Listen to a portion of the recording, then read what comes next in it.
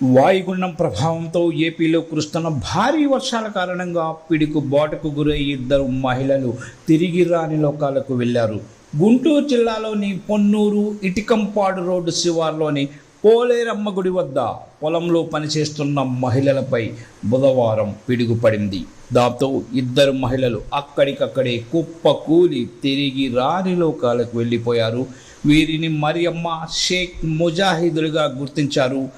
వాయుగుండం ప్రభావంతో ఏపీలో రాబోయే 3 రోజులు భారీ నుంచి అతి భారీ వర్షాలకు అవకాశం ఉందని వాతావరణ శాఖ హెచ్చరించింది.